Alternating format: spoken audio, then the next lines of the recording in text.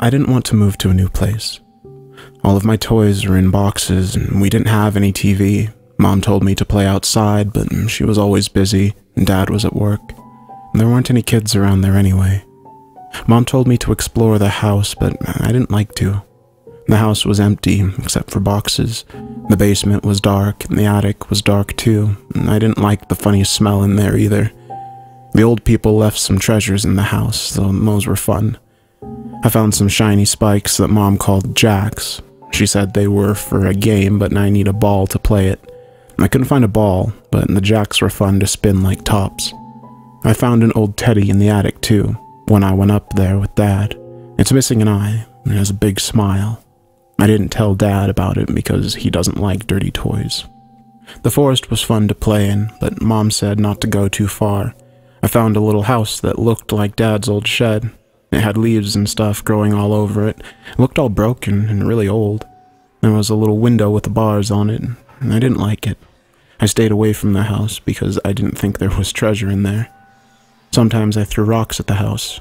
I thought I might break it, but it was still pretty strong. I found frogs in the forest. They were hard to catch. I also saw other kids in the woods, but they all hid behind trees and watched me. They didn't say anything. I didn't like them watching me. They got closer and closer if I stayed too long in the forest.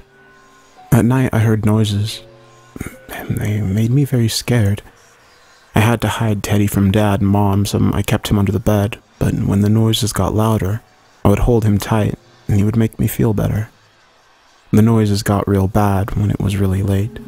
It was the kids in the forest crying. They got louder when they were closer to the house. I never told Dad or Mom about them because grown-ups always think I'm dreaming when I'm not.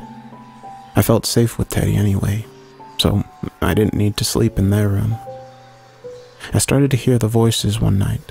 They were whispering real quiet outside, but I could hear them whispering. They were outside under my window. They were looking up into my room. In the night, they glowed pale green like my star stickers, but brighter. I didn't like to look at them. They had holes instead of eyes. When they got louder, I held Teddy closer. They went away in the morning. One night I heard Teddy talking. He had a soft voice. I was crying because the whispers were getting louder. He told me it was going to be all right. He promised to keep me safe. In the morning when the children went back to hide in the forest, I talked to Teddy. "Are you a good guy?" I asked Teddy. I made sure Dad and Mom were busy so they wouldn't find us. "I am a friend to children, little one. I am their guardian in the night from the wickedness of the bright eyes. I have protected many children from those creatures, and I will protect you too." "Who are they?" I asked Teddy. "They want to take you away, little one. They want to hurt you. I am old and I am weak, but I can protect you for a while longer. I appear to children who need me. Those things aren't children. They hide what they really are inside the skin of children. I have fought them for such a long time, but they grow strong as I grow weak." Every night Teddy would stay with them. The bright eyes came closer and closer though. They would float up to the window and stare inside. They whispered their noises to me, and Teddy told me to shut my ears with my hands, and while they kept them from coming inside, he told me that he was getting weaker, and that was why the child monsters tried to get me. One night, when they got into the house, they came up the stairs and started scraping my door. He had to sit against the door to keep them from coming in. Their whispers were loud enough that I could hear them. They kept saying, "Come and play. Come and play. Come, come, come." And Teddy watched over me while I was sleeping. In the morning, Mom found me sleeping on the ground. She asked what was wrong, but I was afraid she would take Teddy away, so I couldn't tell. Teddy told me in the morning that he was too weak to protect me for much longer. He said that there was only one way to keep the bright eyes from hurting me. "There is a key in the basement. We need that key to keep us safe. I cannot go with you. They are strong in that darkness. They will sense me if I go down there, and they would take me from you. But they will not see you. They are asleep while the morning sun is up. I need you to go down and get that key." "I don't want to go down there, Teddy," I told him, hugging him. "What if they try to hurt me?" "I'm sorry, little one, but without that key, neither one of us will be safe for much longer. You can get the key. I cannot. How will I find it? I asked him. They will be guarding it. They know that with it, we can be safe from them. One of them will be holding it. You must take it without waking them. I will wait here for you. I didn't want to go down there, but I couldn't let them take Teddy away. I was scared, but I went down the stairs quietly. Teddy waited at the top, watching me. He was quiet too, so he wouldn't wake them up. I found them in the corner of the basement, hiding behind a lot of boxes. They were glowing in the dark, and they were curled up together. They shook like they were cold, and they sounded like they were crying. I was afraid. They didn't see me. Their eyes were closed, like Teddy said, one of them holding a string tied to a key. I sneaked after them, hiding behind the boxes. I wanted to cry without Teddy there with me. I got closer to them. I held my breath tight and was very quiet. I got very close and reached out for the key when the one holding it opened its eyes. It looked at me. Its eyes were empty. I screamed, but I grabbed onto the key and turned around, pulling it away until the string broke. They all got up and started coming after me. No, stop! They chased me. I tripped on the stairs and heard them sliding up behind me like snakes. I got back up and ran up the stairs as fast as I could while they tried to grab my legs. I got upstairs before them and closed the door. I heard them on the other side. They were still yelling and hitting the door. I held the key tight. I looked down at it. It was black and plain, like the old-fashioned kind. I didn't like how it looked. And then I noticed that Teddy was gone. I called for him, but he didn't answer. I didn't know where he went. He said he would wait, but he was gone. And I started crying. Dad found me when the bright eyes stopped making noises. He asked me what was wrong and why I yelled. I couldn't tell. I hid the key so that he wouldn't find it. I knew that Teddy had to hide too, and that was why he wasn't there. Dad was very angry. He told me not to yell except if it was an emergency. He told me that he found my Teddy and that he took it and threw it away. I cried and told him I needed Teddy, but he didn't listen. He said he would get me a new one, but I didn't want a new Teddy. I was afraid without him, and Dad wouldn't listen. I hid from Mom and Dad all day. They didn't know, but they couldn't help me. But Teddy came back at nighttime when I was in bed. I saw the door open, and I was afraid it was the bright eyes, but I saw that it was him. Teddy, you came back. Yes, little one. I will never leave you. Your father tried to take me away. He is being controlled by the bright eyes, but I was still strong enough to escape their power. We don't have much time. Did you get the key? Yes, I said.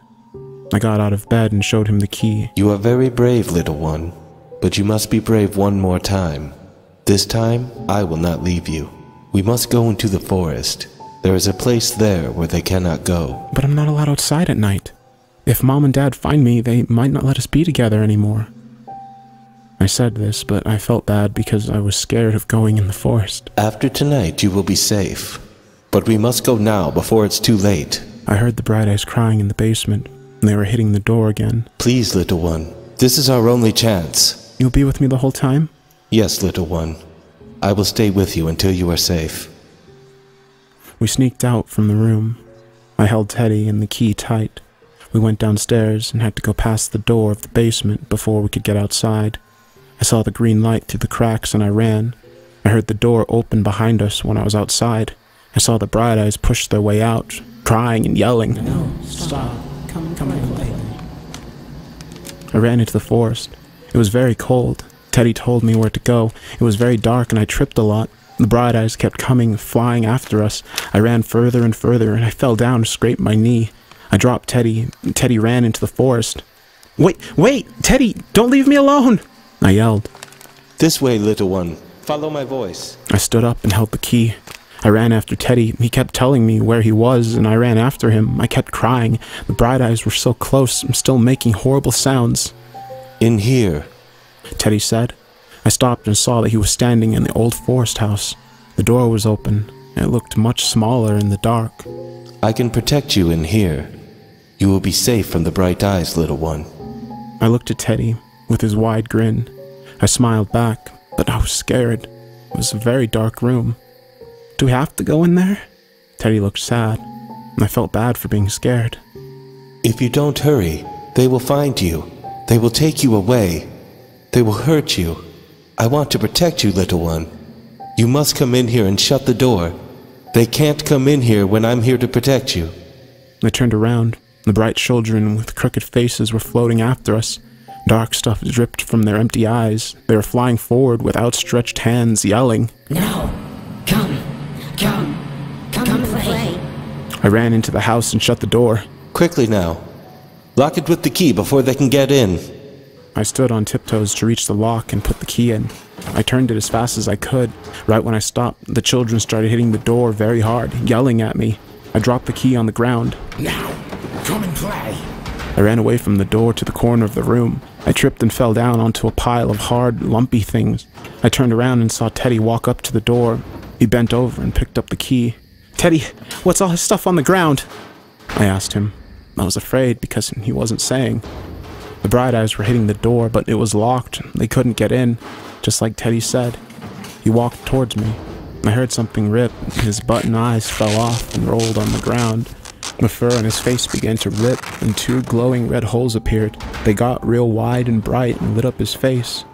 He smiled real big, and his mouth began to rip open too. I cried. I ran away from Teddy and started to hit the door with my fists. It was locked up tight. Teddy's eyes got really bright and lit up the room like a nightlight.